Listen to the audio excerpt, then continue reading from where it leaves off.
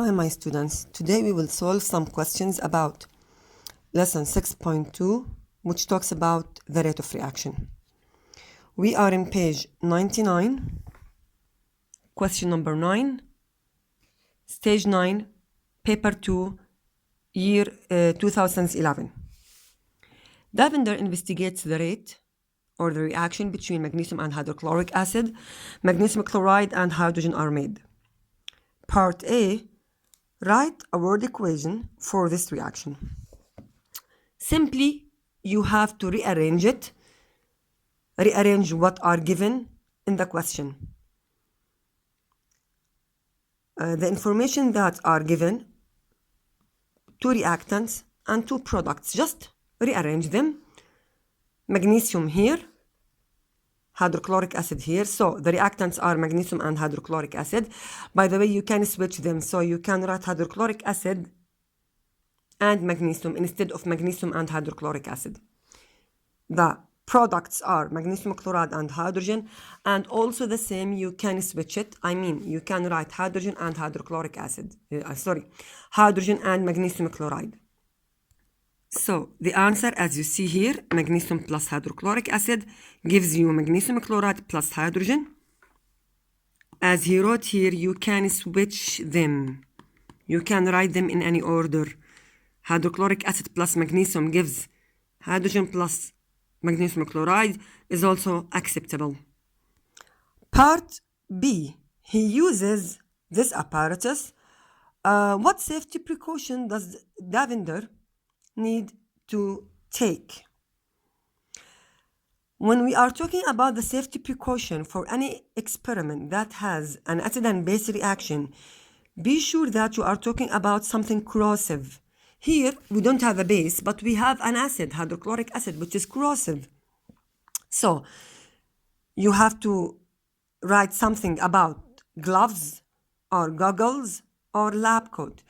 Can you write any other safety precautions? Sure, you can write any logical safety precaution, but these are the major three safety precautions.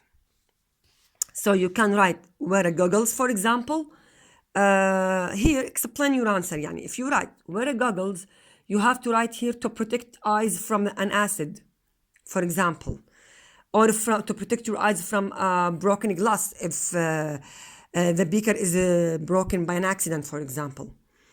Here, wear a lab coat to protect your body from the corrosive acid. Or wear gloves also to protect your hand from corrosive acid. You can write also here, as they wrote, tie hair back so it will not fall into acid. Here they wrote wear a lab coat or gloves to protect them from acid. So you can write any logical answer with any logical explanation. How could he make sure his results are reliable? Reliable means, so again, reliable means effective or efficient or dependable, if you want to say that. This means that how can I make sure that these results are true results or effective results or good results or something like that have this meaning. Simply, if I want to do any experiment and make sure that the results that I have them are reliable, simply repeat them. So, as a rule, wherever you see reliable in physics or chemistry or biology, in any description of any experiment, be sure that you must say, repeat the experiment, whatever is this experiment, even if it's a speed experiment in physics or a photosynthesis experiment in biology or even a rate of reaction in chemistry, whatever is it, just repeat it and calculate the average or calculate the mean for the results. That's it. So simply, how can I make the results or how can I be sure that the results are reliable? Just repeat and take the mean. That's it. Okay, these are the results. He told you finish plotting the graph using the results from the table. Okay. I want to draw it one by one. The time in 0, the total volume 0. This is the starting point. The second point, 2030, he did it for you. The third point, 40, 45. This is 40 and 45 should be here. So 40, 45. It's like that. Okay. 60, 55. This is 55.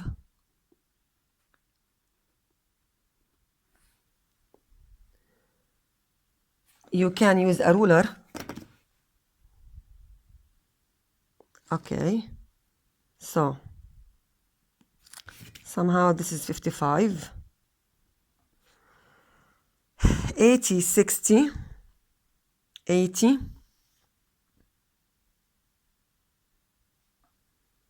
Okay, sorry, here. Okay, sorry, just should be here, the second one. Okay.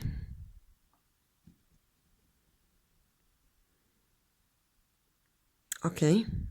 Then 80, 60 here, and then 160.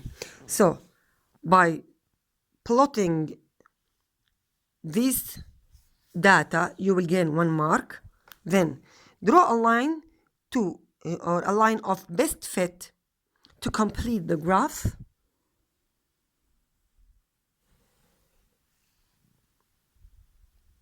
This is the best fit line.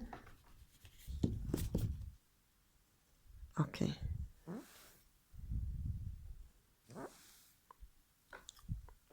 Then use your graph to find out at what time, the reaction finishes. The time that the reaction finishes is 80. How? Because look at 100, when the time is 100 seconds. The volume of the gas that is collected by the gas syringe here is the same, which is 60. So if the time is 80 seconds, the volume of the gas that is calculated or collected is 60. And when it's 100, also the volume of the gas that is collected is also 60. And even if the time is 120, the gas is 60. So if the volume of the gas that is collected is constant, does not change, constant means does not change. This means that the reaction has been finished and the volume of the gas does not change, does not increase, so the reaction is finished. So at what time? At 80, because 100 gives us the same volume. So choose the first time, which is 80 here. Or you can guess it from the graph.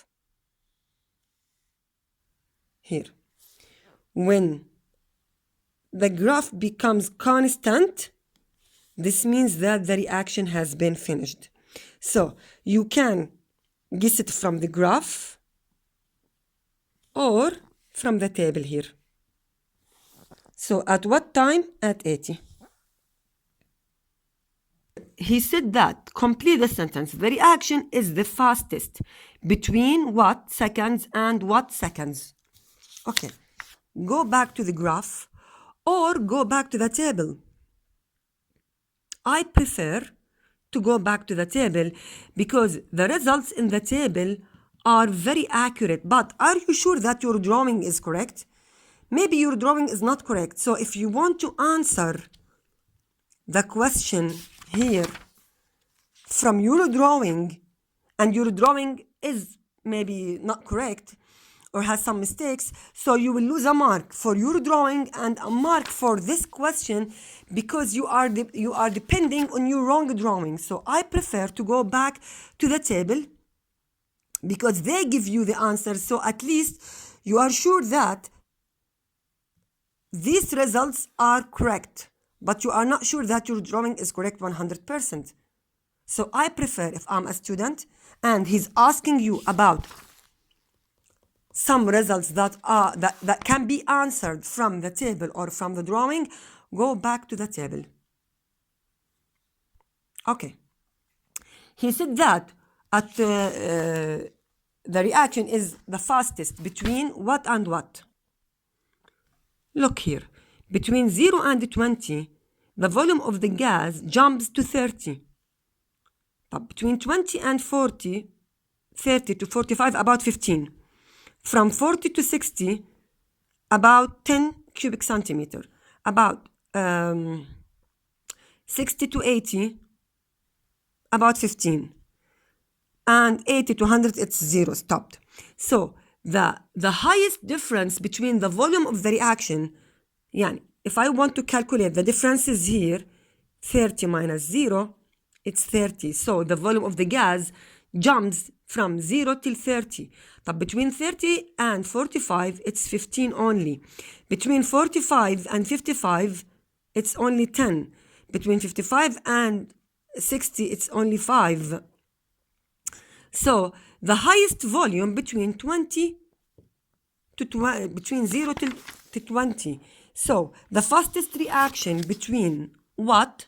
0 till 20, which describes the highest difference between the volumes of the gases. Look, the highest difference between the volume of the gas. Okay, but if you want to depend on your drawing, maybe you cannot guess what is the highest difference. Maybe some students cannot understand that the steepest graph here represents the highest distance, which means the highest volume. That's why I prefer to go back to the table.